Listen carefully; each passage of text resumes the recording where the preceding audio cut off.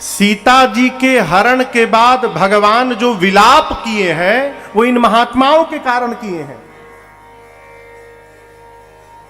भगवान कामी पुरुष की तरह नाचने लगे, रोने लगे, बिलखने लगे, कामिन की दीनता दिखाई।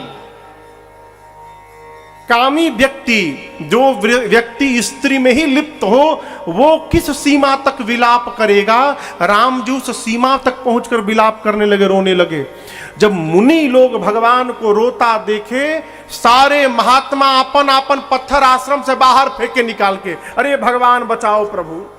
क्यों? जब ये भगवान को रुला रही है तो हम लोग की क्या गिनती। भगवान ऐसे रो रहे हैं, यदि ये भगवान को भी नहीं छोड़ रही है, उनको भी रुला रही है, तो हमको तो कहीं लायक हम लोग नहीं रहेंगे। सारे महात्मा शादी ब्याह का सपना छोड़कर अपन अपन पत्थर बाहर निकाले, भूल के ना स्त्री बन जाए। सकल मुनिन के आश्रमन जाय जाय सुख दीन। अगस्त्य ऋषि के कहने पर भगवान पंचवटी में बैठे। एक दिन वहां शूर्पणखा आई। शूर्पणखा को जानते हैं आप लोग? कौन थी? रावण की बहन। अच्छा, उसका नाम शूर्पणखा क्यों पड़ा?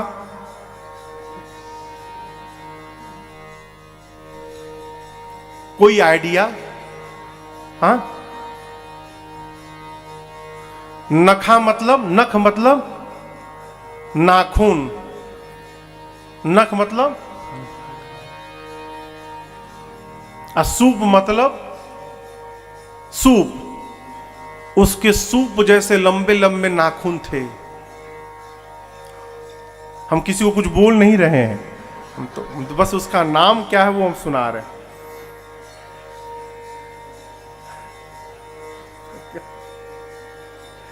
एक घर में मैं गया पूज्य महाराजा श्री के साथ, मैं अपनी आंखों के सामने की बात बताऊं। उस घर में एक बिटिया के दोनों हाथ कितने बड़े बड़े नाखून। एक सामान गिर गया, वो उठा नहीं पाई, इतने बड़े बड़े नाखून थे कि वो पकड़ में ही ना आवे। शूर्पणखा पहुंची। देखिए, हम किसी का विरोध नहीं कर रहे हैं, ये तो विनोद की बात आई, मैंने आपको सुना दी। शूर्पणखा पहुंची, रावण की बहन। पंचवटी सो गई एक बारा गई। भगवान के पांव के चिन्ह दिखाई पड़े उसको। सोचने लगी जिसके पांव के इतने चिन्ह सुंदर हैं वो कितना सुंदर होगा। चिन्ह का पीछा करते करते पहुंची राम जी के पास। दूर से देखा, सुंदर रूप दिखाई पड़ा, स्वयं सुंदर रूप बनाई नकली, राम जी के पास पहुंच जाके लगी बोलने, तुम सम पुरुष नमो सम नारी, तुम सम पुरुष नमो सम नारी, यह संजोग विधि रचा विचारी, यह संजोग विधि रचा विचारी, तुम अनुरूप पुरुष जग माही, मम अनुरूप पुरुष जग माही, देख्यूं खोज लोक तिहु नाही, देख्यूं खोज लोक तिहु नाही, आते अब लगी रहूं कुंवारी, आते अब लगी रहूं कुंवारी, मन माना कछ तुम ही निहारी, मन माना कछ तुम ही निहारी। शूर्पणखा राम जी के पास नकली रूप बनाकर गई। जाकर एक सांस में बोली, 3 लोक 14 भुवन घूम घूम के यहां आई हूं, कहीं भी न मेरे सुंदर मेरे अनुरूप कोई दूल्हा लड़का दिखाई नहीं पड़ा, न तुम्हारे जैसा सुंदर कोई दिखाई पड़ा, न मेरी जैसी सुंदर कोई लड़की दिखाई पड़ी। हम तुम मिले नहीं हैं सुंदर लड़के, हम तुम मिलाए गए हैं। किसने मिलाया? ब्रह्मा जी ने। क्यों मिलाया है जानते हो? हम तुम शादी कर लें, शादी कर लें। आगे कहती, देखो जितनी मैं सुंदर हूं 100% तो मेरे लायक तुम नहीं हो, लेकिन मैं एडजस्ट कर लूंगी, काम चल जाएगा। हाँ, मन माना कछु तुम ही निहारी, तुमको देखकर मेरा मन थोड़ा सा मान गया है। अब मैं तैयार हूं शादी के लिए, कर लिया जाए। राम जी सुने तो मन में सोचे कि ये स्वयं दूल्हा ढूंढ रही है अपने लिए, तो जो लड़की स्वयं अपने लिए दूल्हा ढूंढ रही हो वो कितने संस्कारित घर से आई है, इसका परिचय तो स्वयं दे दी।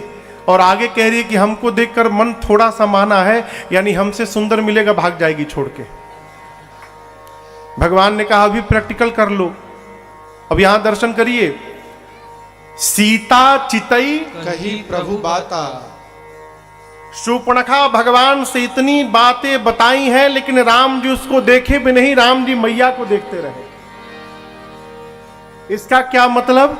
राम जी इशारे इशारे में कहना चाहते हैं कि तुम कह रही हो कि तुम्हारी इतनी सुंदर कोई नहीं मिली और हमारी नजर इनसे कहीं नहीं हट रही है, तो हम तुमको क्यों देखने जाएं? प्रभु मां को ही देखते रहे और बोले इधर मत आओ, उधर जाओ। बोली कहां? बोले उधर जाओ, अहै कुंवार मोर लघु भ्राता। उधर जाओ, मेरा छोटा भाई कुंवारा है। लक्ष्मण जी कुंवारे हैं क्या? लक्ष्मण जी कुंवारे हैं, तो राम जी झूठ क्यों बोल रहे हैं? विनोद में क्यों बोले कि ये आकर बोली थी कि ताते अब लगी रही हूं कुंवारी, तुम्हारी इतना सुंदर कोई नहीं मिला इसलिए अब तक कुंवारी हूं। एक नंबर की झूठी है ये।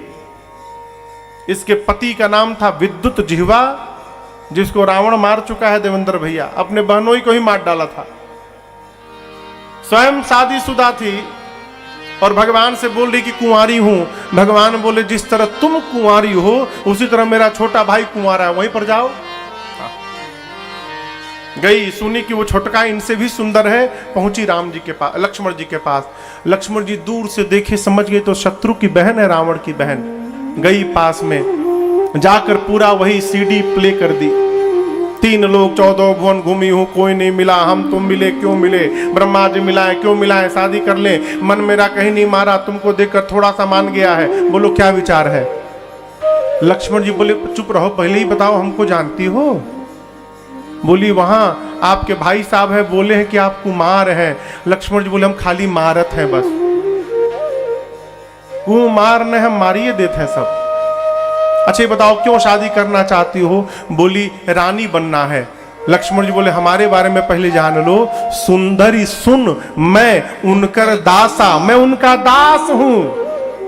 तो बोली दास, अब वो कौन है? लक्ष्मण जी बोले प्रभु समर्थ कौशलपुर राजा, वो कौशलपुर के नरेश हैं, राजा हैं, मैं दास हूं। मेरे से करोगी शादी दासी बन जाओगी, उधर करोगी तो रानी बन जाओगी। अब बोलो क्या बनना है? बोली हमको तो रानी बनना है। बोले खड़ी क्यों जाओ। फिर पहुंची राम जी के पास, जाकर बोली आप झूठ क्यों बोले? आप बोल रहे थे आपका भाई है, वो तो दास निकला। राम जी बोले पढ़ाया तुम पढ़ ली? अरे छोटा भाई है, जाओ जाओ जाओ उसी के पास जाओ। राम जी फिर भेजे उसको लक्ष्मण जी के पास। लक्ष्मण भैया 2 बार कहा बर्दाश्त करने वाले, जैसे पहुंचे बोले इधर आओ। बोले शीशा में अपना चेहरा देखी हो? है शादी करोगे? मुख देखी हो? तुम्हारा वर्ण वही करेगा जो लज्जा को तिनके के समान त्याग करके बैठा है। चली आई शादी करने। अरे इतना अपमान, क्रोध में आ गई, विकराल रूप धारण की। किसने? किसने? शूर्पणखा धारण करके दौड़ी सीता मैया की ओर। राम जी सीता मैया को भयभीत देखे लक्ष्मण जी से बोले भाई। लक्ष्मण जी बोले जी भैया काट दो। क्या काट दो? खाली नाके नहीं कटाया, कनवो कटाया उसको। अरे लक्ष्मण अति लाघव सो नाक कान बिनु की, ताके कर रावण काट के मुंह लगा दिए मनो चुनौती।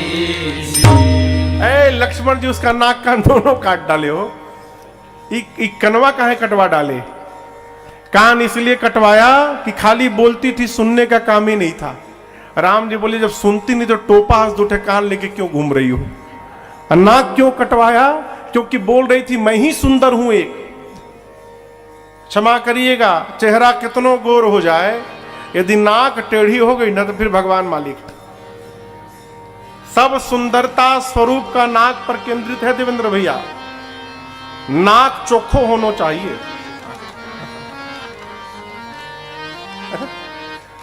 भगवान बोले कह रही थी बहुत सुंदर हूं, काटो इसका नाक, तुरंत काटो। मैं बोलता हूं काटो इसका नाक। भगवान ने इशारा किया।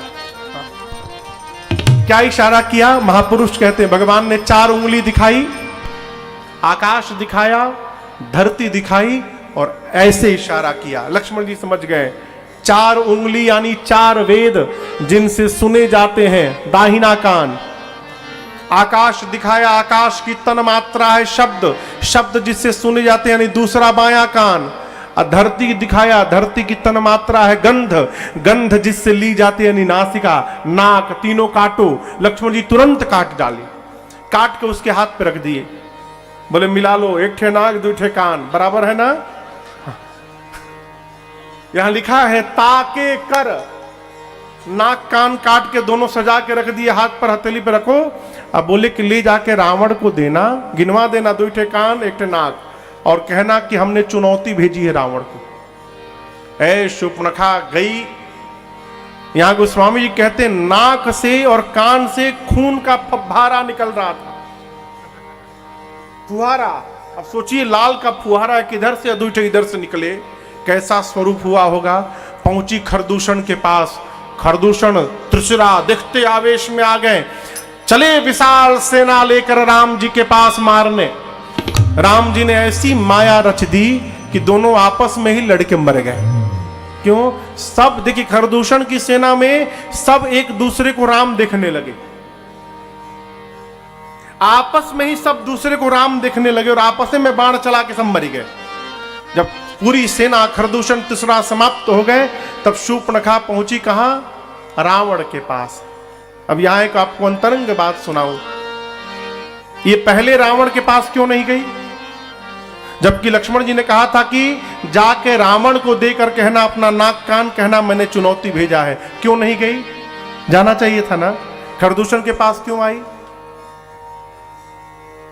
शूर्पणखा जानती है कि जितना बल रावण में है उतना ही बल खरदूषण में भी है। जिस समय रावण ने शूर्पणखा के पति का वध किया, शूर्पणखा उसी समय सौगंध ली थी कि रावण तुम्हारा सर्वनाश करा के रहूंगी मैं। मन में सीधे रावण के पास नहीं गई, खरदूषण के पास गई। सोची मन में खरदूषण को लेके चलती हूं, यदि राम खरदूषण को मार दिए यानी रावण को भी मार सकते हैं, तब रावण के पास जाऊंगी। ये दोनों इतने बड़े मूर्ख थे खरदूषण, इनको पता ही नहीं चल पाया कि शूर्पणखा इनको ट्रायल में ले जा रही है। इनको नहीं पता, गए मर गए। जब मर गए खरदूषण, धुआं दे कि खरदूषण केरा, जाई शूर्पणखा रावण प्रेरा। है पहुंची जाके लगी बोलने, दिन रात मदिरा पी के सोते रहते हो तुमको कुछ नहीं पता, रावण तुम्हारा शत्रु तुम्हारे सिर पे नाच रहा है। रावण सुना, बोला यू प्रवचन उपदेश बाद में, नाक कान कहां कटवा के चली आई तुम? बोली 2 ठे राजकुमार आए हैं, राम लक्ष्मण। राम के कहने पर लक्ष्मण ने काटा, उनके साथ बड़ी सुंदर स्त्री है सीता। रावण बोला खरदूषण के पास जाना चाहिए था। बोली गई थी मैं, क्या हो गया? चले गए दोनों, कहां? ऊपर, मर गए। रावण सुना खरदूषण मर गए तो कांप गया, शूर्पणखा को उपचार के लिए भिजवाया और दरवाजा बंद करके एकांत में जाकर सोचने लगा, खरदूषण मोहि सम बलवंता, तिनहि को मारे बिनु भगवंता। अब ये सुनिए, रावण मन में सोचने लगा कि जितना बल मेरे में है उतना ही खरदूषण में था। मैं तो अकेला हूं लेकिन खर और दूषण 2 थे। जितना बल मेरे में उतना खर में, जितना मेरे में उतना दूषण में। और एक राम ने 2 रावण के बल वाले खरदूषण को मार दिया। बिना भगवान के खरदूषण मरने वाले नहीं है। इसका मतलब राम भगवान है, भगवान ने अवतार ले लिया है। अब रावण जैसे विश्वास में हुआ कि राम भगवान है, बेचैन हो गया। सोचने लगा भगवान आ गए हैं, मुझे भी मुक्ति प्राप्त करनी है। कैसे मिलेगी मुक्ति? उठाया माला, अब बोला आज से भजन शुरू करता हूं। 5 मिनट माला जपा, उसके बाद से आलस आया और माला हाथ से छूट गई।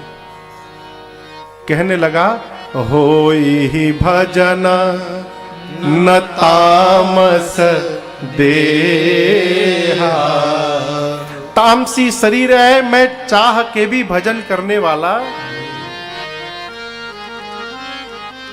उपाय क्या है? तो रावण ने निर्णय किया, भजन नहीं कर सकता हूं तो क्या हो गया, युद्ध तो कर ही सकता हूं, मैं राम से युद्ध करूंगा। और कहता है तो मैं जाई, यहां समझिए, रावण कहता है राम न आएंगे, मैं जाऊंगा। मैं जाई बैर हठी करी हूं। राम बैर नहीं करेंगे, उनका स्वभाव नहीं है। मैं हठ पूर्वक बैर करूंगा। और युद्ध में प्रभु सर प्राण, भगवान के बाण से प्राण तजय भवतरी हूं। प्राण त्याग करके राम के बाण से मैं भी मुक्ति प्राप्त कर लूंगा। इसके अलावा दूसरा कोई मार्ग नहीं बचा। इसका क्या मतलब? इसका मतलब है रावण भी भगवान को जानता था, उसके पास दूसरा कोई उपाय ही नहीं बचा युद्ध छोड़कर। गया मारीच के पास, वही मारीच जिसको भगवान ने यज्ञ रक्षा में बिना फर का बाण मारा था, उसी मारीच के पास गया। अब सुनिए, इधर पंचवटी में लक्ष्मण जी कहीं गए हैं, एकांत में राम जी और सीता जी बैठे हैं। प्रभु बोले, सीता मैं अब लीला करना चाहता हूं। मां ने कहा, जो आज्ञा प्रभु। राम जी बोले, रावण ने अब तक मेरे प्रति कोई अपराध नहीं किया है, और जब तक वो मेरे प्रति अपराध नहीं करेगा मैं उसे कैसे मारूंगा? तो मैं चाहता हूं कि वो अपराध करे। सीता मैया बोली, मुझे क्या करना है? राम जी बोले, देखो आपको तो वो लंका ले नहीं जा सकता, आप जगदम्बा हैं, परम सती हैं। आप यदि क्रोध की दृष्टि से देख भी लेंगी तो वहीं पर जलकर भस्म हो जाएगा रावण। आपको तो स्पर्श भी नहीं कर सकता। अरे आप देखिए, प्रैक्टिकल बात समझिए। ये धनुष है, सीता मैया ने धनुष को उठा लिया। जिस धनुष को सीता मैया उठा ली थी, रावण उस धनुष को नहीं उठा पाया था, तो वो मेरी मां को क्या उठाएगा? आप समझ रहे हैं? जैसे जेसीबी मशीन होता है ना, जेसीबी मशीन बड़का पत्थर को उठा लेता है, तो जो पत्थर को नहीं उठा पा रहा है आदमी, वो जेसीबी मशीन का उठाएगा।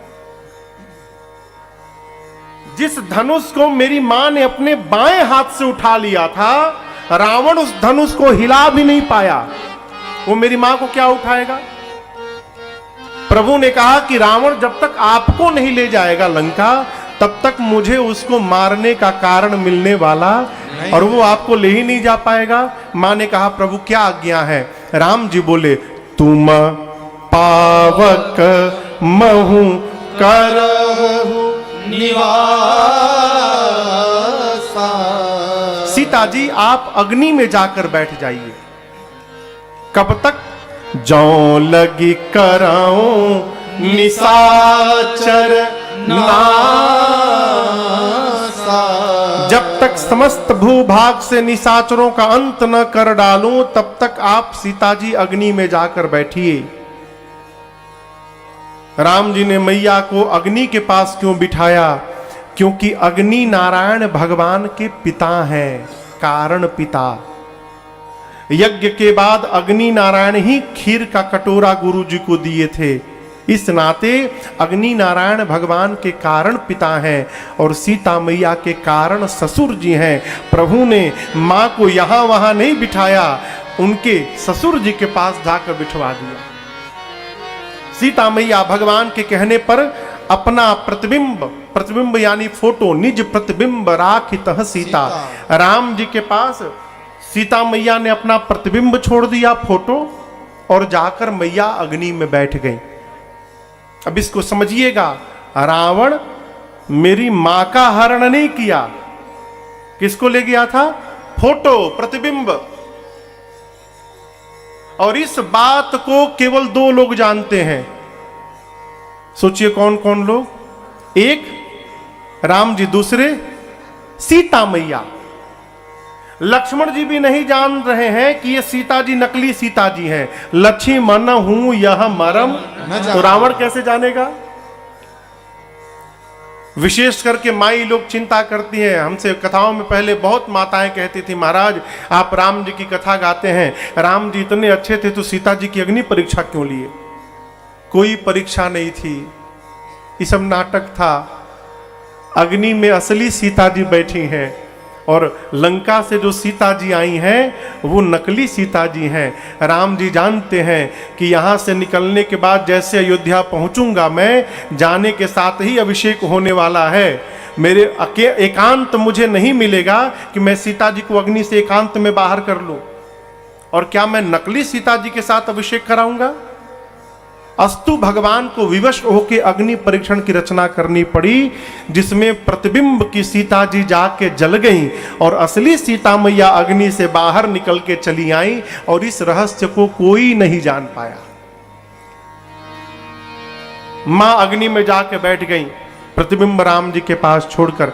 इधर मारीच पहुंचा, मारीच के पास रावण पहुंचा। यहां दर्शन करिए, जाकर रावण बड़े प्रेम से हाथ जोड़कर मामा मारीच को दशानन दंडवत प्रणाम करता है। मामाश्री प्रणाम किया हाथ जोड़ के। यहां गोस्वामी जी कहते हैं, बदमाश आदमी, दुष्ट आदमी जब मीठा बोलने लगे सावधान हो जाइए।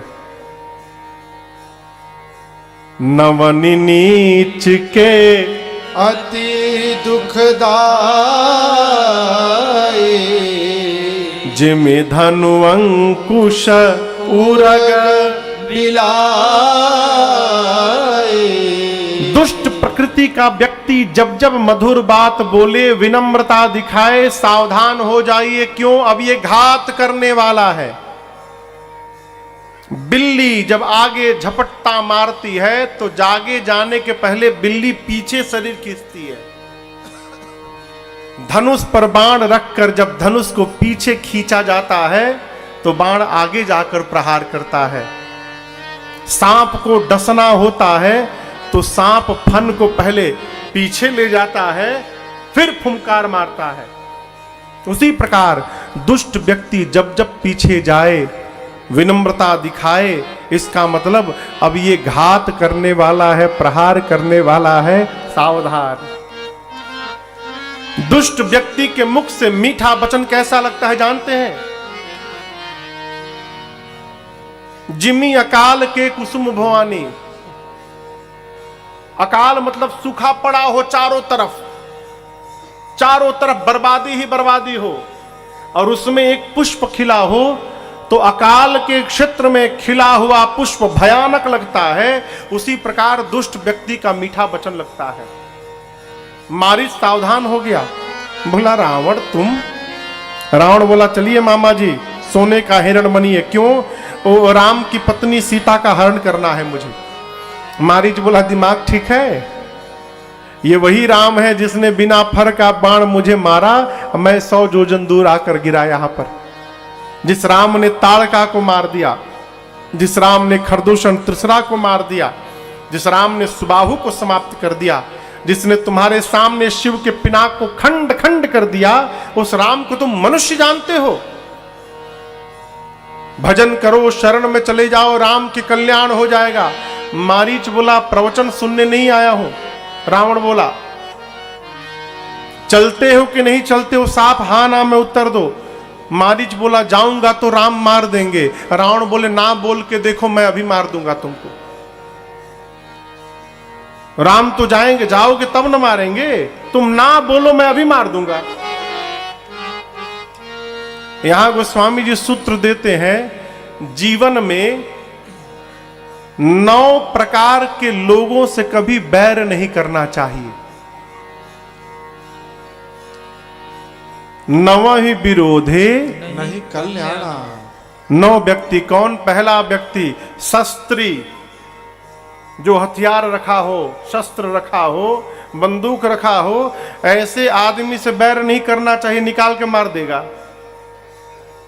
मर्मी, जो आपका मर्म जानता है, मर्म यानी आपका भेद जो जानता है, उस व्यक्ति से बैर नहीं करना चाहिए, कभी भी आपका भेद खोल देगा। एक आदमी का एक बेटा था 6 साल का। 5 साल तक रेलवे में टिकट नहीं लगती, नहीं लगता ना, यहाँ का भारत में 5 साल तक फ्री है। तो वो 5 साल बता के लड़के का टिकट नहीं बनवाया आपने, और लड़का था 6 साल के। लड़के को पता चल गया बाबूजी का मरम कि बाबूजी झूठ बोल के हमारे 5 साल लिखवाए हैं और टिकट हमारा नहीं बना है। तो अब ट्रेन खुली, जैसे कोई खाने वाला झाल मुड़ी निकला, बाबूजी झाल मुड़ी, जब बैठो अभी बता देंगे हम। क्या बता दोगे? हम 6 साल के हम बता देंगे टीटी अंकल को। चुप चुप चुप चुप चुप चुप, अरे झाल मुड़ी को झाल मुड़ी दो। झाल मुड़ी खिलाया, 5 मिनट बाद तो फ्रूटी गया, बाबूजी फ्रूटी अभी नहीं खाया, बता देंगे, अरे फ्रूटी खिलाओ। वो 200 रुपया का टिकट बचाए थे, 3 घंटा में 500 रुपया का एक खा गया था। अंत में बोले कि तुम बता दो, अब तुम बता ही दो, एक ही बार इतना लगेगा हम दे देंगे। ये क्या है? मर्मी। जो आपका मर्म जानता हो उससे बैर नहीं करना चाहिए। शस्त्री मर्मी। तीसरा, प्रभु, जो आपका स्वामी है उससे बैर नहीं करना चाहिए। स्वामी सदैव स्वामी होता है, गुरु सदैव गुरु होता है, शिष्य कभी गुरु नहीं बन सकता। बहुत पहले कहानी सुनी थी मैंने, एक तलवार चलाने वाले गुरुजी थे, तलवार चलाना सिखाते थे देवेंद्र भैया। एक उनका बड़ा प्रिय शिष्य था, उसको जितनी कलाएं थी, जितने तरीके थे तलवारबाजी का, सब सिखा दिए। जब चेला एकदम निपुण हो गया तलवार चलाने में, देखा कि अब गुरुजी सब हमको सिखा दिए, कुछ नहीं बचा, तो मन में सोचा गुरुजी रहेंगे तो हमारी पूछ कैसे होगी। गुरुजी को रास्ते से हटाओ, गुरुजी को ही ललकार दिया। अब गुरुजी सोचे ये तो युवान है, मैं वृद्ध हो चुका हूं, इसके इतना बल तो मेरे में है नहीं। और ललकार दिया कि हमको हराइए आप, चैलेंज कर दिया। गुरुजी बोले ठीक है बेटा, तिथि निर्धारित भई, अमुक तारीख को अमुक मैदान में सुबह 10 बजे से द्वंद्व शुरू होगा, तलवार का युद्ध। म्यान जानते हैं? म्यान किसे कहते हैं? जिसमें तलवार रखा जाता है। गुरुजी ने 20 फीट लंबे म्यान का ऑर्डर दिया। कितने लंबे? 20 फीट, केवल म्यान था, म्यान का ऑर्डर दिया। चेले को पता चला, रही गुरुजी 20 फीट लंबा म्यान, यानी इतना लंबा तलवार। अब पता चला लंबा तलवार रहेगा, मेरे पास आएंगे नहीं, दूर से ही हमको मार देंगे, ये चालाकी है ना। अच्छा, उसने 30 फीट लंबे तलवार म्यान का ऑर्डर दिया। तो गुरुजी खाली ढक्कन बनवाए थे 20 फीट का, उसमें तलवार छोटके रखे थे। अब वो 30 फीट लंबा तलवार म्यान दोनों बनवाया।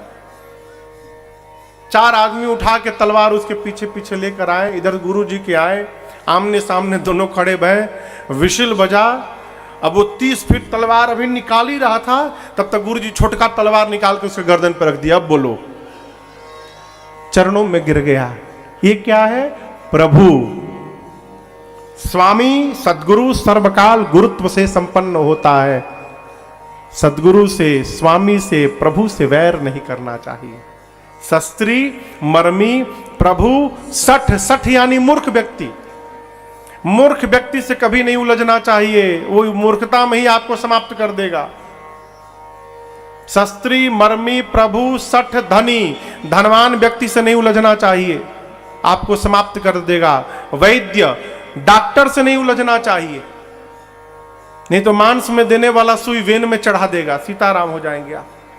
वैद्य, बंदी यानी जो बिरदावली गाते हैं उनसे विरोध नहीं करना चाहिए, नहीं तो आपके दुष्प्रचार में बिरदावली गाने लगेंगे।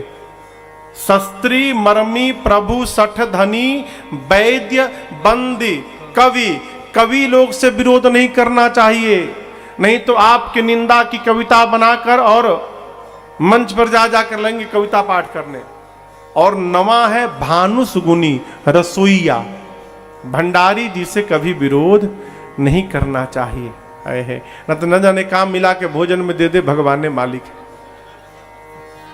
मारीच मन में सोचा इन 9 से विरोध नहीं करना चाहिए। रावण शस्त्री भी है, मर्मी भी है, मेरा जानता है मैं पहले कौन था। प्रभु भी है, असठ तो है, धनी भी है, इससे विरोध करने में कुछ होने वाला नहीं है। मारीच ने सोचा अब मरना तो तय है, लेकिन इस पापी के हाथों क्यों मरा जाए, चल के भगवान के हाथों मरा जाए। चला मारीच सोने का हिरण बनकर। अरे कंचन मृग बन कर आया, कौन कौन क्यों आया? सिया का अपहरण कराने, माया का मारीच चला मायापति को भटकाने। माया का मारीच चला मायापति को भटकाने। कंचन मृग बन कर आया, कंचन मृग बन कर आया, सिया का अपहरण कराने, माया का मारीच चला मायापति को भटकाने। माया का मारीच चला मायापति को भटकाने। सीता बोली वो देखे स्वामी जी मृग कंचन का, लाए चर्म निशान रहेगा 14 वर्ष गमन का। सीता बोली वो देखे स्वामी जी मृग कंचन का, लाए चर्म निशान रहेगा 14 वर्ष गमन का। सिय माया की माया का मृग, सिय माया की माया का मृग, लगे राम मुस्काने, माया का मारीच चला मायापति को भटकाने। माया का मारीच चला मायापति को भटकाने।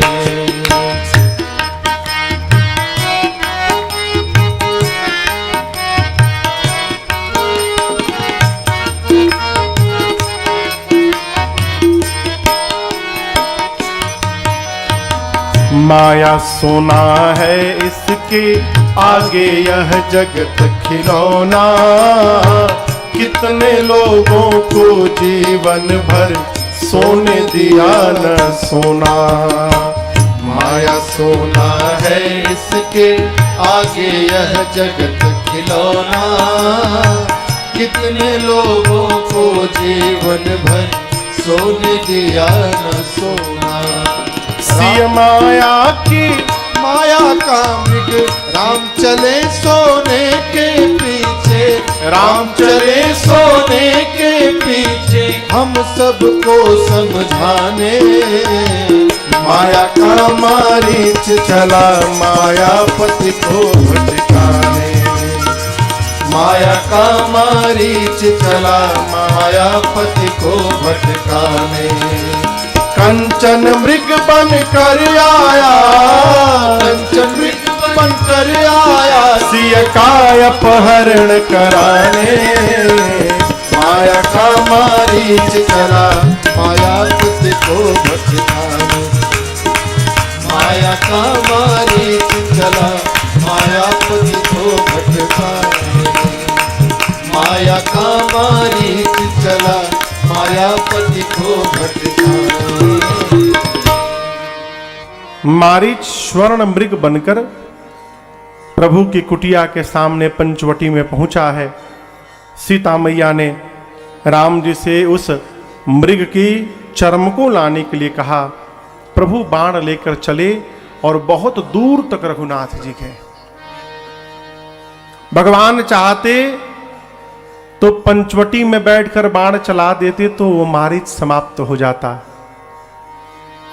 जयंत के पीछे बाण लेके दौड़े नहीं थे राम जी, वहीं से बैठे बैठे चलाए थे। जयंत तीनों लोग भागता था। आज राम जी जानते हैं जब तक मैं यहां से नहीं जाऊंगा तब तक रावण को आने का